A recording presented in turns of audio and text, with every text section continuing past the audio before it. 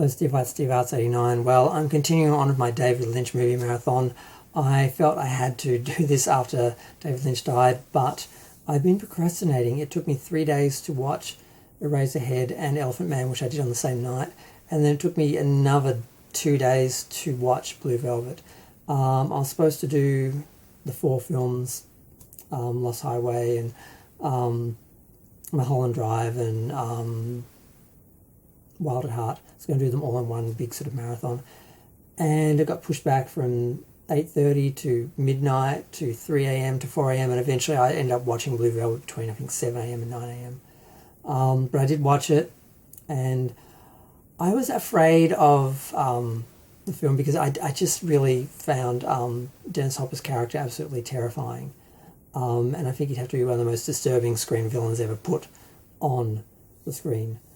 And I forgot how good the rest of the film is and how much fun the rest of the film is. The elements with the kids, basically, Kyle MacLachlan's character and Laura Jones' character, them getting together to sort of solve this mystery, and their little Scooby Gang sort of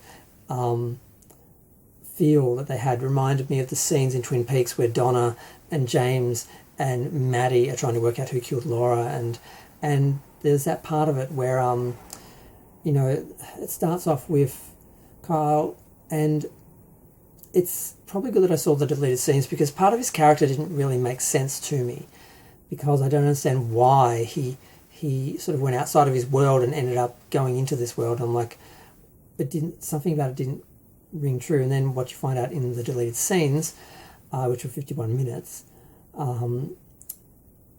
he had just been pulled out of school because they couldn't afford to keep him in school. So he was back in this town. He thought he'd escaped. He had nowhere to go. He had no plans.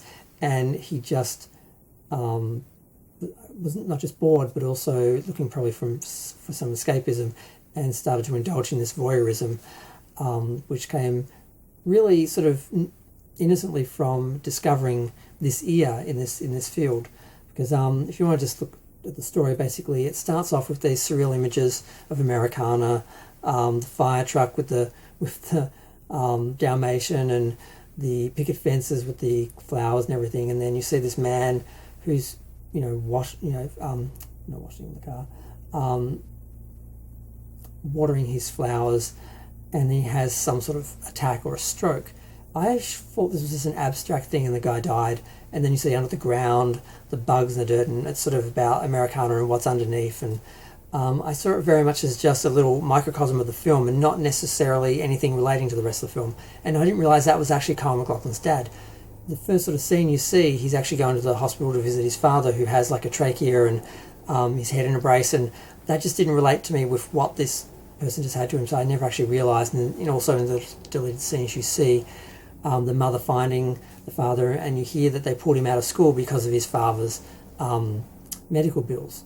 So that's basically why he ended up sort of being drawn into it all. And then he goes to the police chief's house, and he meets the daughter, and the daughter, who also has voyeuristic tendencies, who's been listening into the father and his cases, tells him about Dorothy and the apartment they've got under surveillance, and that all seems to be related to that. And the ear was found in the field just behind his house, in between there and the street or the block with the apartment block and everything. And he just, they start exploring this and they get sucked into it, and she brought him into it. She gave him a direction, but then he draws her into it as well and asks her to help him. And it is a lot of fun seeing these two kids sort of connect, and there's this excitement of sort of escaping the normal sort of boring life and investigating this other world and this sort of mystery. And I love that part of the story, and I love those scenes, and it's a good 40 minutes of the film before Dennis Hopper shows up. That is really amazing. And apparently half the script was done, and the film was sold on that more so than the other part of the film, which David Lynch apparently said to Dino De Laurentiis, here's the first half, I'll do the second half. And he was sort of sold on that, but the production was a nightmare. Well, not the production, selling it was a nightmare. The production of Dune, which I'm not really looking at as part of my David Lynch marathon because, as you all know, it was directed by Alan Smithy, not David Lynch. So I'm not really including it. But the production of that was such a nightmare. it cost $42 million and apparently only made 67.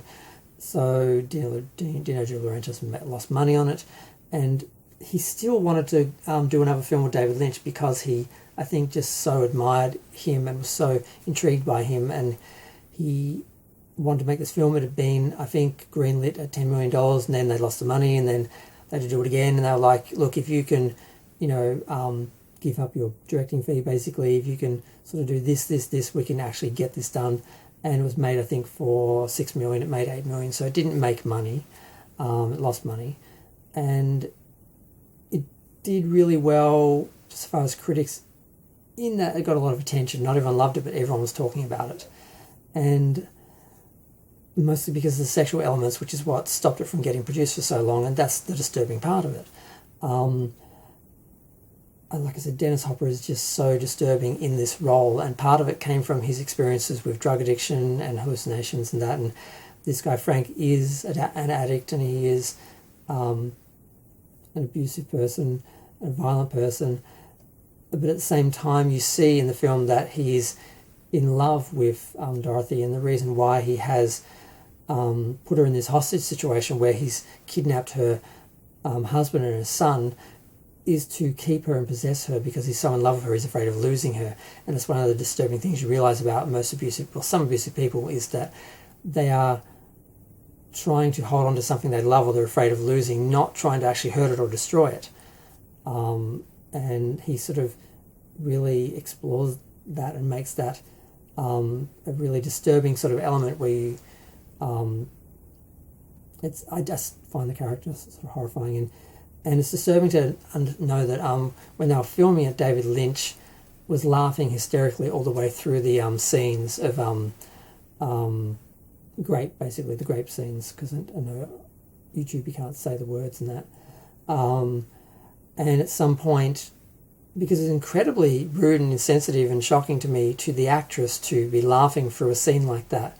And she eventually had to stop him and say, what are you laughing? What is funny about this? And he just said, I don't know, it just makes me laugh.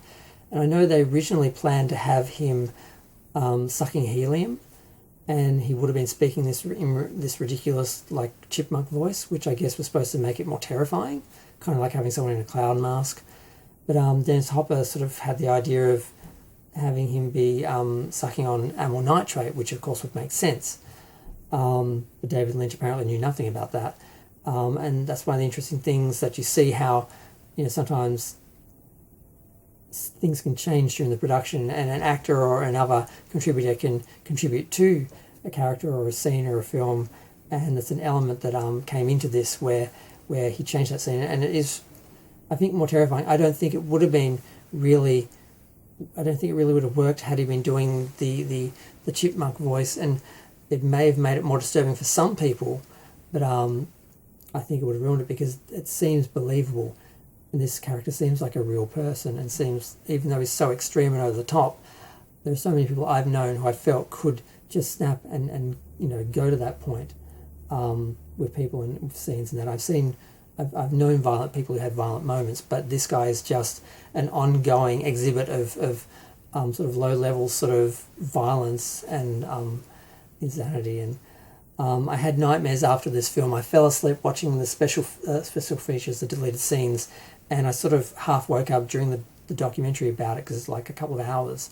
And during this I had some really disturbing dreams about what I sort of always assumed happened to Kyle's character after he was taken, for a drive, because he wakes up in this field, beaten and just sort of walks off, and I can't believe that Frank wouldn't have violated him at some point during that night. So aside from just physically assaulting him and terrifying him, I'm sure he eventually assaulted him on that level as well. And that was the nightmare that I had, where I was basically Kyle's character. And that's why I didn't want to watch this film, because I find this guy so disturbing, and he gave me nightmares. But I also found this other side of the film that I kind of forgot about, that I really loved the story of these two kids who get sucked into this dark world, but they're kind of innocent.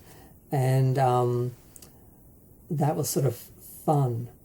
And the rest of it is just sort of just the resolution of the story in some ways, but you do have those Lynchian characters, those Lynchian scenes, and the scenes at the apartment, and the scenes when they go on their drive. All of it is disturbing, but there is some sense of reality, or trying to expose a reality, or try and portray the other side of life, and that there is something to this. This is David Lynch sort of peak Lynch, where he's actually exploring something and it's real. Later, unfortunately, and I think this is a quote from Quentin Tarantino. He said David Lynch disappeared up his own ass, and I think that did happen. Sadly, it got to a point where he was making David Lynch films for the sake of making David Lynch films, and it was just creating these experiences that really had no real meaning and no greater sort of element. It's just like there for the sake of it, and some level of self-gratification, or just masturbatory. So I have a love-hate relationship with Lynch, where he creates some amazing things. Eraserhead, Elephant Man, Blue Velvet, Twin Peaks, but at some point he lost it and just so I don't know where that is. I haven't found it yet. I haven't seen Inland Empire. I haven't seen the The Long Journey or something, the other film he made, because he only made 10 films. And I haven't seen his short sort of web series, which he's sort of considered a sitcom, about the rabbits. I have encountered 2 versions of that at different lengths, and I'm not sure which I should be watching. So I'll look at that later. But I'm just going to look at his theatrical films on their own and then do the other stuff. But I love the film. It's amazing. It's disturbing. It's beautiful. It's interesting. It's the artifice of it is fascinating. The robin. They couldn't get a real robin because apparently they're protected and it's hard to do, and they just happened to have found a robin that had just been hit by a school bus, and the school was having the robin taxidermy to keep for their science department because it's so hard apparently to find robins, and they intercepted it between the taxidermist and the school and used it, and Lynch wired it up, and he's the one who's actually puppeting it, and he knew it looked fake. He loved it because I felt like he was sort of saying that this great happy ending, the film does have a great happy ending. The villain is irredeemable and he's killed. Everyone else survives. They live happily ever after. The father heals. Dorothy's husband was killed, but she gets her son back. You see her being reunited with her son, and the 2 crazy kids we want to see get together, and they're there with the families. They're all having dinner together, and it's all very beautiful and over the top and fake, and I totally love it, and I'm totally invested in it. But at the same time, I know he's sort of making fun of it at the same time, and the Robin is that perfect example of that because it's totally fake. But not if you want to actually take it literally or seriously, you can. But I think David Lynch, it's at some level it's a joke to him, and I never really get that with a lot of filmmakers who think scenes are funny or a joke. Like Hitchcock thought Psycho was funny, and I don't see really anything funny about that film, and I don't know how you can view it as funny.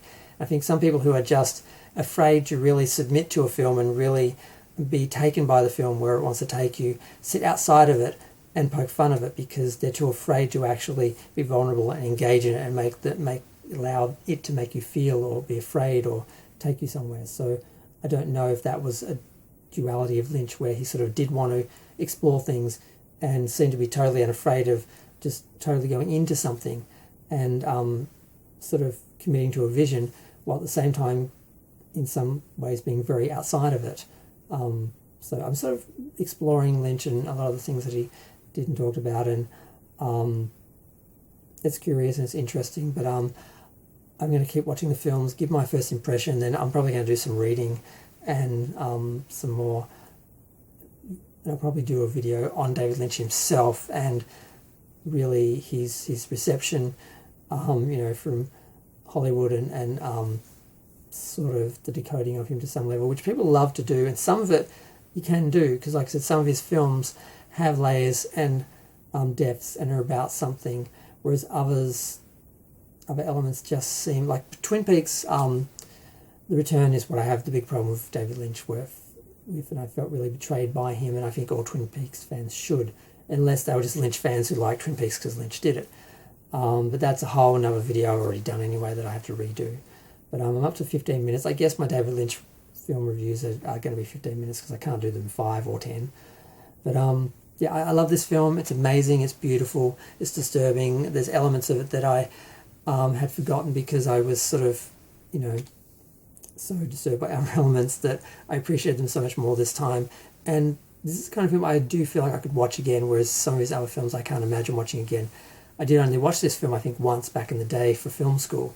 It's like, well, we'll have to watch all the Lynch films because I'd only seen some of Lynch's films. And I don't think I've watched them since, even though I bought them. Whereas, yeah, so I'm going to get back to the marathon.